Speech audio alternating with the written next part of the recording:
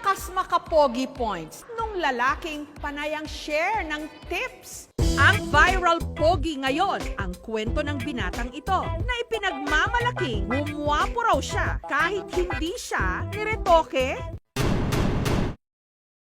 Nung bata pa lang ako, madalas talaga ako nabubuli sa school.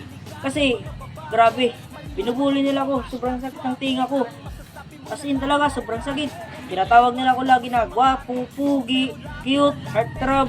Sabi nga ng magulang ko, wag ka na lang mag-aral kasi sobrang gwapo raw. Oh, grabe talaga, mga babae sisigawan, pati lula. Grabe, sobrang kapugian ko. Wala naman akong pinapahid sa mukha na kung anong, kahit anong sabon. Basta, parang pinangarap talaga ako. Gwapo na talaga ako. Parang yun lang, self-confidence ko talaga. Alam ko naman sa sarili ko na pugi ako. Nung umulan ng kagapuhan, wala ako dito. Nandun ako sa langit, namimigay ng kapagwapuhan.